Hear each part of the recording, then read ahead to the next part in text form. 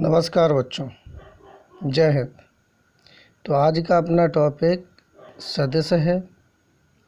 तो सदिश में सबसे पहले अपन देखते हैं सदिश की परिभाषा। वे राशियां जिनमें परिमाण के साथ साथ दिशा की भी आवश्यकता होती है सदिश राशियां कहलाती हैं, जैसे वेग, विस्थापन, बल इत्यादि। अदिश राशियाँ, तो अदिश राशियों में केवल परिमाण होता है, दिशा नहीं, जैसे समय, दूरी, चाल इत्यादि।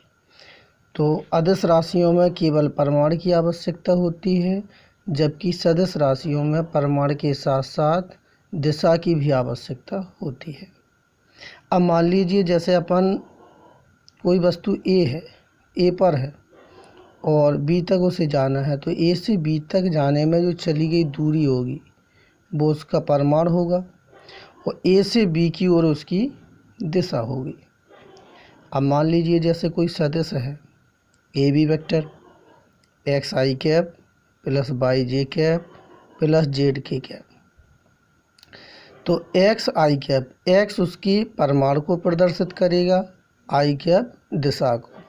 इसी प्रकार वाई परिमाण होगा और जे कैप दिशा होगी। जेड की कैप है तो जेड परिमाण होगा और के कैप दिशा होगी। अब किसी भी सदिश का जैसे अदिश गुणांक की बात कर दें, तो अदिश गुणांक में अदिश राशियाँ जिनमें केवल परिमाण हो, तो जैसे सदिश लिखा है x i cap plus y j cap plus z k cap. तो अदिश गुणांक यदि कहेंगे तो केवल परिमाण लेना है, एक्स यहाँ से वाई हो जाएगा और यहाँ से जेड हो जाएगा। अगर सदिश गुणांक की बात कर दी जाए तो सदिश गुणांक में परिमाण के साथ साथ दिशा की भी आवश्यकता होती है, तो एक्स आई कैप हो जाएगा, वाई जे कैप हो जाएगा, जेड के कैप हो जाएगा। अब जैसे मान लीजिए कोई ए बी वेक्टर बराबर एक सदिश है 2 आई कैप प्लस 5 जे कैप प्लस 3 के कैप। तो अगर हमें ए बी वेक्टर का परिमाण निकालना है तो इसे अपन मॉड से भी लिख सकते हैं या परिमाण लिख के आ सकता है, या इसे हम मापांक भी कहते हैं। तो रूट कैसे निकालेंगे इसे, अंडर रूट आई कैप के गुणांक का वर्ग प्लस जे कैप के गुणांक का वर्ग प्लस के कैप के गुणांक का वर्ग, अर्थात आई कैप का गुणांक 2 है तो 2 का वर्ग प्लस 5 का वर्ग प्लस 3 का वर्ग। तो 2 का वर्ग होगा 4, 5 का वर्ग होगा 25, 3 का वर्ग होगा 9। 25 और 4 हो जाएंगे 29, 29 और 9 38। ठीक है बच्चों। अब आगे देखते हैं अपन। अब जैसे कोई सदिश है उसका हमें इकाई सदिश निकालना हो, तो इकाई सदिश के कुछ अन्य नाम देख लीजिए, जैसे मात्रक सदिश या एकक सदिश या एकांक सदिश भी इसे कहते हैं। तो कोई सदिश ए वेक्टर है x i cap plus y j cap plus z k cap. तो इकाई सदिश यदि कोई वेक्टर ए वेक्टर है तो इकाई सदिश को ए कैप से प्रदर्शित करते हैं। ए कैप बराबर सूत्र होता है ए वेक्टर बटे में मॉड ए वेक्टर, मतलब वो सदिश बटे में उसका मापांक।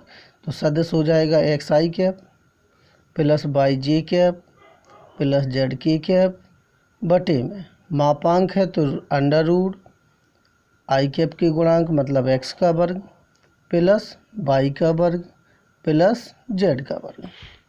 अब जैसे कुछ महत्वपूर्ण चीज़ें देख लें अपन, जैसे समान सदिश का डॉट प्रोडक्ट कराया जाता है, डॉट प्रोडक्ट अदिश गुणन। तो आई कैप का आई कैप के साथ डॉट का मान 1 होता है, जे कैप का जे कैप के साथ तब भी मान 1 होगा, के कैप का के कैप के साथ 1 होता है। जबकि विपरीत इकाई सदिशों का जो डॉट के प्रोडक्ट होता है वो 0 होता है, जैसे आई डॉट आई का मान 0, आई डॉट जे का मान 0, जे डॉट के का मान 0, के डॉट आई का मान 0। इसी प्रकार यदि क्रॉस में बात कर दी जाए सदिश गुणन में, तो आई क्रॉस आई का मान 0 होगा, जे क्रॉस जे का मान 0 होगा, के क्रॉस के का मान 0 होगा। लेकिन अगर विपरीत सदस्यों के क्रॉस की बात कर दी जाए तो आई का जे के साथ सदिश गुणन, मतलब आई क्रॉस जे का मान के होगा, जे क्रॉस के का मान आई होगा, के क्रॉस आई का मान जे होगा। एक सर्किल की भांति दक्षिणावर्त दिशा में आई का जे के साथ क्रॉस तो के हो जाएगा, जे का के साथ क्रॉस तो आई हो जाएगा, के का आई के साथ क्रॉस जे हो जाएगा। लेकिन यदि वामावर्त दिशा में यही दो सदस्यों का सदिश गुणनफल हो जाए आई क्रॉस जे, तो माइनस जे वेक्टर होगा।